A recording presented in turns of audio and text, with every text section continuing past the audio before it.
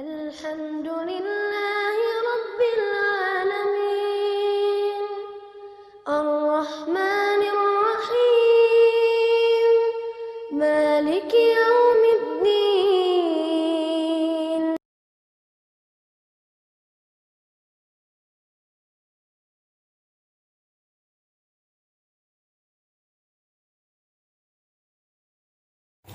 Assalamualaikum warahmatullahi wabarakatuh. Alhamdulillahi rabbil alamin. Wassalatu wassalamu ala ashrafil anbiya'i wal mursalin wa ala alihi wa sahbihi ajma'in, amma ba'd. Allahumma fakkihna fid din wa 'allimna at-ta'wil. Amin ya rabbal alamin. Baik teman-teman, hari ini materi PAI-nya adalah tentang tadabbur surah Al-Maidah ayat 11. Inti dari materi ini adalah tentang keutamaan ilmu dan melapangkan ketika di majelis.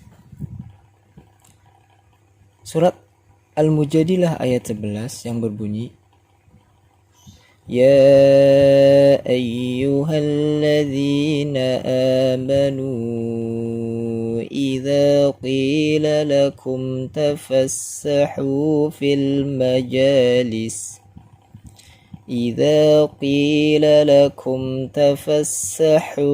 المجالس فافسحوا يفسح الله لكم وإذا قيل انشزوا فانشزوا يرفع الله الذين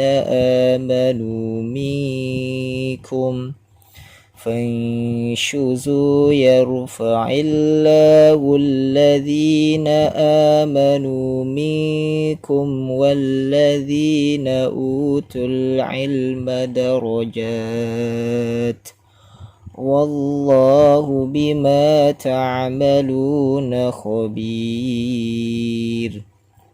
Yang artinya, wahai orang-orang yang beriman, apabila dikatakan kepadamu, berilah kelapangan di dalam majelis, maka lapangkanlah, niscaya Allah akan memberikan kelapangan untukmu.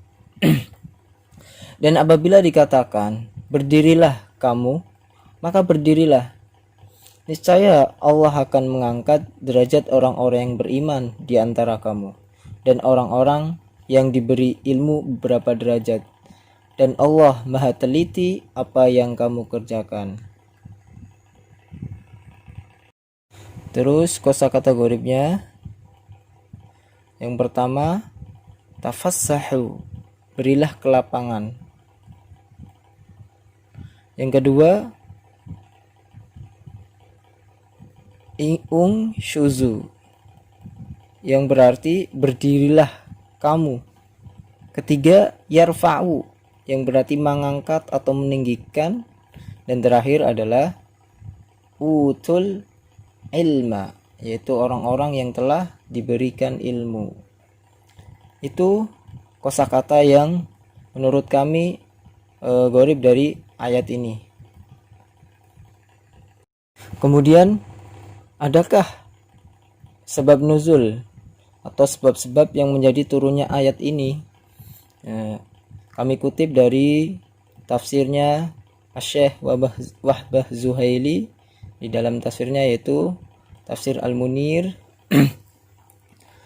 wa akhraja Ibnu Abi Hatim an Muqatil annaha nazalat yaumal jum'ah wa qad jaa'a nasun min ahli Badrin wa fil makani dhayyikun falam yafsah lahum faqamu ala arjulihim faqama sallallahu alaihi wasallam nafaran bi'iddatihim wa ajlasahum makanahum fakariha ulaikan nafaru dzalika fanazalat hadhihi al-ayah. Artinya kurang lebih begini. Ibnu Hatim meriwayatkan dari Muqatil bahwasanya ayat ini turun pada hari Jumat. Pada saat itu sahabat ahli Badar, sahabat yang ikut perang Badar itu datang.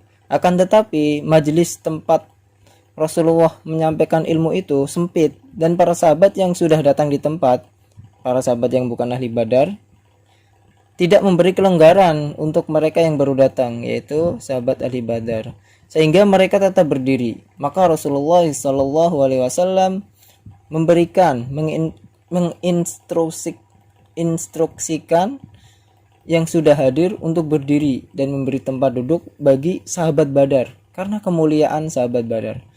Sebab karena inilah ada yang merasa tidak suka dengan perlakuan Rasulullah SAW, kemudian turun ayat ini. Nah, dari kejadian inilah menjadikan kecil hati beberapa orang yang hadir pada saat itu. Kemudian ini menjadi celah bagi kaum munafik untuk memecah belah dan berkata, "Wahai Muhammad, berlaku adillah." Tetapi ternyata tidak. Apa dijawab Rasulullah mendengar kritikan itu, kritikan dari segelintir orang munafik? Malah Rasulullah bersabda, Allah merahmati siapa yang memberi kelapangan kepada saudaranya. Justru para sahabat atau orang yang hadir di majelis ilmu kemudian memberikan kelapangan kepada temannya atau saudaranya yang baru datang, itu malah akan diberi rahmat oleh Allah dan ditinggikan derajatnya oleh Allah. Penafsiran ayat ini cukup singkat ya, singkat saja dulu. Ayat ini adalah tentang perintah Allah kepada kaum muslimin untuk melakukan perbuatan yang menguatkan persaudaraan, menumbuhkan empati dan kepedulian sosial, yaitu dengan memberikan tempat kepada orang lain, terutama saat mencari ilmu, memberi kelapangan usaha mencari kebajikan dan kebaikan, berusaha menyenangkan hati orang lain, memberi pertolongan dan sebagainya, termasuk yang dianjurkan Rasulullah SAW dalam Sahih Muslim. Allah selalu menolong hamba selama hamba itu menolong saudaranya. Berdasarkan ayat ini, ayat 11 ini, para ulama berpendapat bahwa orang yang hadir dalam suatu majelis hendaknya mematuhi ketentuan-ketentuan yang berlaku dalam sebuah majelis, antara lain saling menghormati, datang tepat waktu, selalu menjaga suasana yang baik, menjaga persaudaraan, saling bertenggang rasa. Bagi yang lebih dahulu datang, hendaklah memenuhi tempat di depan bagi orang yang terlambat datang. Hendaknya menerima dengan lapang dada. Dan jika ada sekelompok orang atau orang yang kedudukannya tinggi datang, berilah tempat baginya, ya, sebagaimana dalam asbabul nuzul ayat ini. Kemudian dijelaskan lagi bahwasanya Allah akan mengangkat yarfa'illahu alladhina amanu minkum walladzina utul ilma darajat. Mengangkat siapa? Mengangkat derajat orang yang beriman, taat dan patuh kepadanya, serta melaksanakan perintahnya, menjauhi larangannya, berusaha menciptakan suasana aman, damai, tentram dalam masyarakat, dan juga mengangkat derajat kepada orang-orang yang berilmu, yang mereka menggunakan ilmunya untuk menegakkan syariat Allah. Dari ayat ini dapat dipahami bahwa orang-orang yang mempunyai derajat yang paling tinggi di sisi Allah ialah orang yang beriman dan berilmu, yang diamalkan sesuai dengan perintah Allah dan Rasul-Nya. Kemudian ayat ini ditutup dengan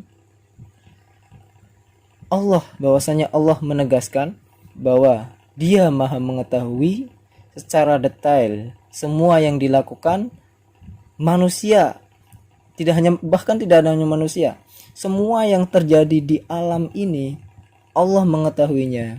Tidak ada yang tersembunyi baginya. Dia akan memberi balasan yang adil sesuai dengan perbuatan kita. Ditutup dengan wallahu bima ta'maluna khabir. Kemudian apa sih keutamaan orang yang berilmu? Keutamaan orang yang berilmu itu sangat banyak disebutkan dalam Al-Quran dan Al-Hadis. Akan tetapi di sini hanya akan menyebutkan beberapa keutamaannya. Itu yang pertama, menurut Ibnu Qayyim dalam kitab Miftah Darus Sa'adah, beliau berkata, ilmu akan mengangkat derajat pemiliknya, baik ketika di dunia maupun di akhirat. Yang mana harta dan kekuasaan tidak akan dapat mengangkat pemilik harta itu. Oleh karena itu, ilmu akan menambah kemuliaan bagi orang yang mulia dan akan mengangkat derajat budak menuju derajat dan kedudukan para raja. Terus keutamaannya lagi adalah diangkat derajatnya sebagaimana ayat di atas, yarfa'illahu alladhina amanu minkum walladzina utul ilma darajat.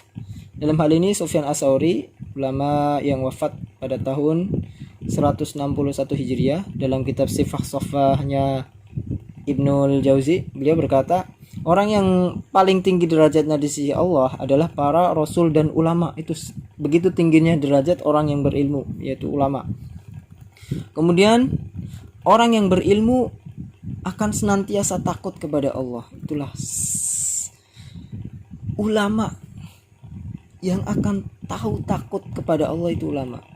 Sebagaimana dalam surah Fatir ayat 28, wa minan nasi wad-dawabbi wal an'ami mukhtalifun alwanuhu kadzalik innama yakhshallaha min ibadihi al-ulama innallaha azizun hakim. Demikian pula di antara manusia, makhluk bergerak yang bernyawa dan hewan-hewan ternak. Ada yang bermacam-macam warnanya dan jenisnya. Di antara hamba-hamba Allah yang takut kepadanya hanyalah para ulama yang berilmu. Sungguh Allah Maha Perkasa, Maha Pengampun. Kemudian diberi kebaikan di dunia dan di akhirat. Ada di surah Al-Baqarah ayat 269. Yu'til hikmata man yasha' wa man yu'tal hikmata faqad utiya khairan katsira wa ma yadhakkaru illa ulul albab. Allah menganugerahkan hikmah atau kepahaman yang dalam tentang Al-Quran dan As-Sunnah kepada siapa yang dikehendakinya, dan barang siapa yang dianugerahi hikmah, ia benar-benar telah dianugerahi karunia yang banyak, dan hanya orang-orang yang berakallah yang dapat mengambil pelajaran. Makanya banyak ayat-ayat yang ditutup dengan aliman hakima. Aliman hakima itu orang yang berilmu itu harus hikmah, bijak juga, punya hikmah juga itu. Kemudian dimudahkan jalannya ke surga. Ini hadis masyhur terkenal. Rasulullah SAW bersabda, man salaka tariqan yaltamisu fihi ilman sahhalallahu lahu bihi tariqan ilal jannah. Nah, ini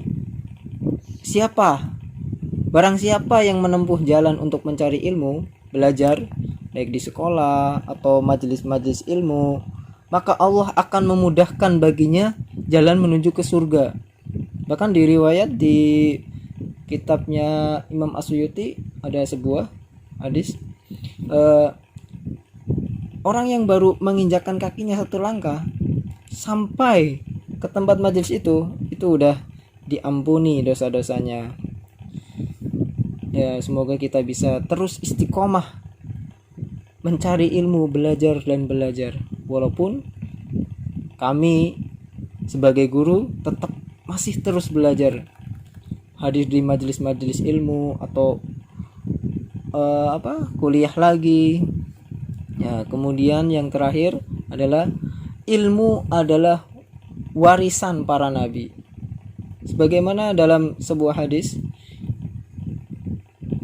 yang diriwayatkan oleh Imam At-Tirmidzi dalam Sunan At-Tirmidzi-nya, Rasulullah sallallahu alaihi wasallam bersabda, innal ulama'a warasatul anbiya, innal anbiya'a lam yuwarrithu dinaran wala dirhaman, innama warrithu al-ilma faman akhadahu akhadha bihadzin wafirin.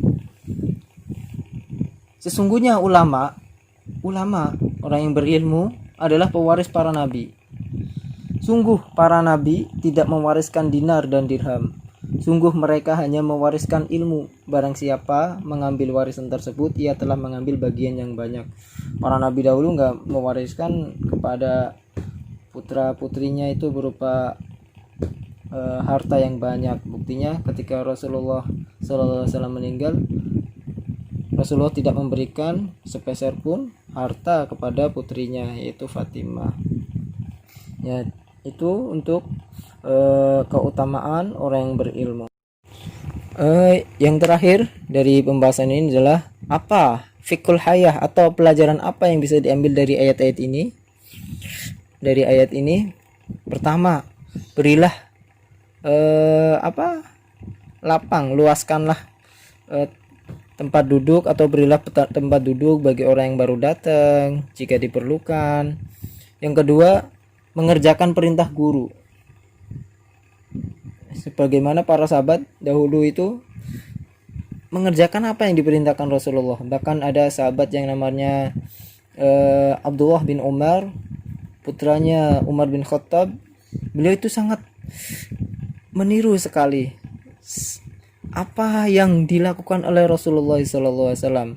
Itu pun yang tidak diperintahkan pun beliau lakukan, apalagi yang diperintahkan oleh Rasulullah, beliau langsung melakukannya. Nah, untuk perintah guru, jika diberikan tugas, teman-teman jika diberikan tugas oleh guru atau diberikan berdiri atau duduk, maka ikutilah perintahnya selama perintah itu tidak melanggar syariat Islam. Selanjutnya, bersungguh-sungguhlah dalam belajar, karena seperti yang tadi telah disebutkan di atas atau sebelumnya, bahwasanya berbagai keutamaan yang akan diberikan oleh Allah kepada orang yang mempunyai ilmu banyak sekali, baik di dunia. Kalau dia niatnya nggak ikhlas, di dunia pun dia tetap dapat keutamaan, cuman hanya dapat di dunia. Namun ketika di akhirat, orang yang menggunakan ilmunya untuk hal-hal yang dilarang oleh Allah, nah, dia akan dimintai pertanggungjawaban tentang ilmunya itu untuk apa. Nah, itu. Nah, kemudian bagi orang-orang yang ikhlas dengan ilmunya dan mengamalkannya sesuai dengan perintah Allah dan Rasulnya, nah, mereka itulah yang akan diberikan kemuliaan, tinggi derajatnya bersama para nabi, baik di dunia maupun di akhirat. Demikian secara ringkas tadabbur kita tentang dari surat Al-Mujadilah ayat 11. Wallahu a'lam bissawab, wallahu a'lam bimuradih. Wassalamualaikum warahmatullahi wabarakatuh.